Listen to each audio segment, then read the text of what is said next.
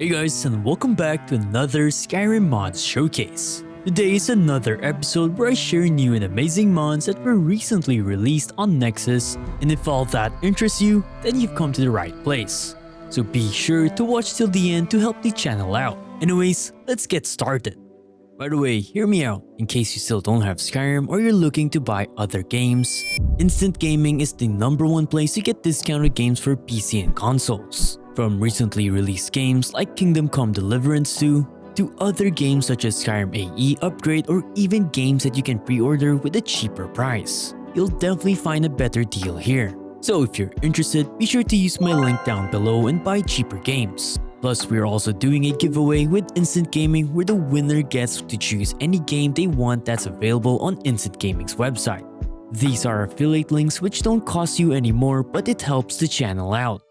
Let's start things off with Quest Journal Overhaul. This mod completely revamps the Quest Journal by bringing it more features and a more modern approach with quest categorization, location tracking, and the ability to hide completed quests. The main objective of the mod is to make the Quest Journal more visually appealing and easier to navigate while still staying faithful to the game's original design and art direction. The quest menu now shows all the quests on the left side, which can be navigated by using your scroll wheel. New quests are also marked with an exclamatory symbol that will disappear once the quest has been displayed to the player. On the right side, you'll see the description of the quest and the objectives right under it. You can even hide completed or failed quests by pressing the H key. Repressing it should make it reappear. There are a few more features such as pressing Q to show the miscellaneous objectives and full gamepad compatibility. Overall, I personally think that the author has indeed achieved their main objective with this mod. Take note, if you're using Edge UI or probably another UI mod, you'll have to wait till it gets a patch, as both mods won't work together. Random Faces of Skyrim is another set of mods worth sharing today.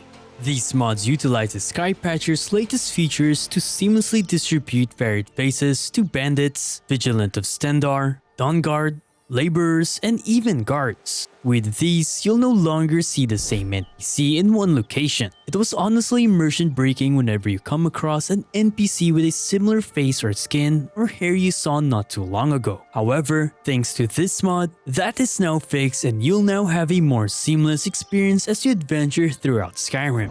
Additionally, I recommend getting diverse NPC Heights SkyPatcher. And if you've guessed it, this mod uses SkyPatcher to diversify most of the unique NPCs height in game. The mod plans to do the same to other generic NPCs like bandits in the future, so be sure to track the mod for future updates.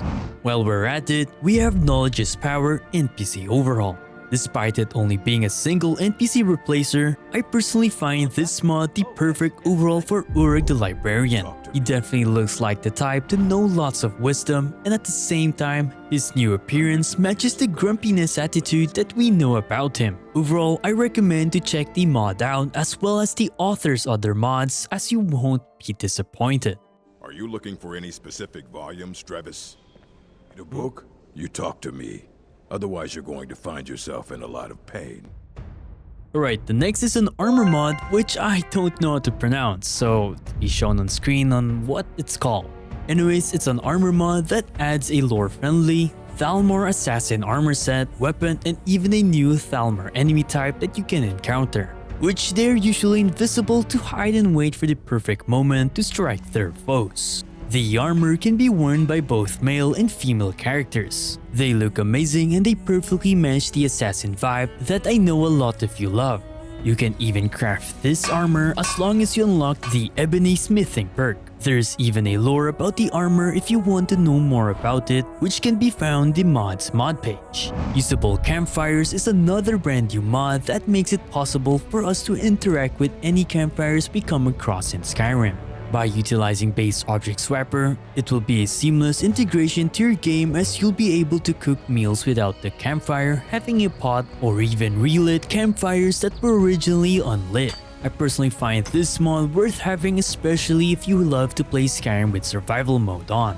Additionally, pairing it with Campfire Animations will give you an even more immersive experience as it adds new cooking animations whenever you use the campfire. No longer you'll have to stare at the campfire while crafting the items, which can be a bit boring and immersive. Plus, depending on what you're cooking, you'll be able to see it as well.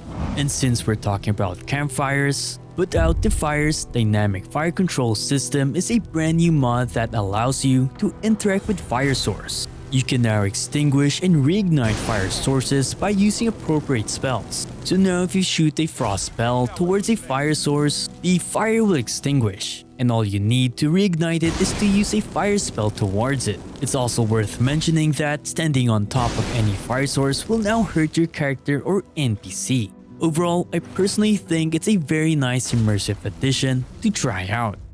Next, we have the Grey Cowl of Nocturnal 10th anniversary. For a long time, no one claimed the Grey Cowl of Nocturnal, and now you'll have the chance to prove yourself if you're worthy for the Grey Cowl of Nocturnal.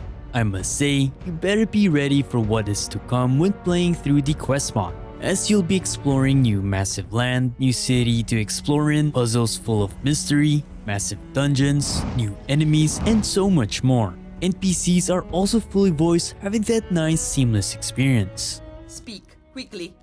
A vision. What are you talking about? The Dragonborn has come. You're here. Finally, you're here. My family has been waiting for generations, Dragonborn. It's filled with a lot of content that I'm sure a lot of you will enjoy, plus with its 10th anniversary update, you'll have even more new things to see, such as this new pit where you can either bet gold or fight and win to earn them instead. Higher quality textures with parallax support, and even new ancient fortress to explore in. It has also been mentioned that assassin or thieves type builds will enjoy the quests even more, as it seems the quest is built around pickpocketing and sneak skill characters. However, barbarian type characters should enjoy it as well. Overall, I definitely recommend you to try this one out for yourselves. It's well made and full of content. Next, we have Immersive Weapon Switch. In vanilla Skyrim, if you have noticed, whenever you try to switch weapons, the current weapon you're using instantly disappears as soon as you unsheath a new weapon. However, with this mod, it fixes that exact unimmersive problem. Now your character will have to first sheath the drawn weapon before switching to a new weapon. This is also the same case for NPCs and when you're in first person. I personally think it's something you can't unsee once you notice it, so having this mod is a big plus. The mod honestly makes a lot more sense, and of course, more immersive, which I know a lot of you like. Embers FX is another mod I want to share with you all, and this time, this mod replaces the sound effects of all fire sources. This includes fireplaces, campfires, braziers, and so much more. Anyways, here's a quick preview for you to listen to it yourself.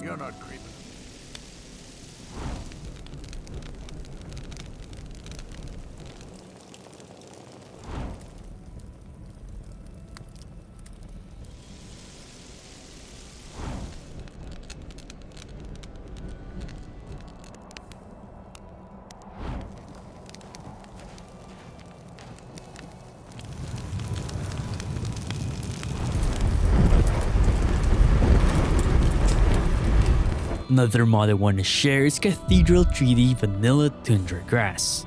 This mod replaces the grasses around the Tundra region with new 3D models and modified vanilla textures. With these new 3D models, you'll see the Tundra region with realistic grasses that truly fits the remaster vibe. Since the mod is modular and does not touch the no grass landscape records, having another grass mod will give you a result of both mods appearing. Next up, we have Sims Deadman's Respite. This simple location overhaul remakes an empty, not so interesting location into a more immersive location by adding new ancient architectures. It's a very simple change, but it honestly is 100% better than the original. Mods like this are something that I appreciate, as it gives more updated look to Skyrim's plain looking locations. And lastly, we have Ivy Riverwood Small Bridge Replacer. This mod is another simple mod that replaces the bridge next to Alvar's shop into a more botanic and wonderful bridge. I overall prefer this more compared to the vanilla version. Also, I highly recommend pairing this mod with the other mods of the author that makes Riverwood more botanic than ever. And that's all for today's video. Thanks for reaching till the end, and I do hope you all enjoyed today's video. Big shout out to all my Patreon and channel members and to you for supporting the channel. Don't forget to leave a like, comment your favorite mod, and subscribe if you're new. As always, stay safe and happy modding.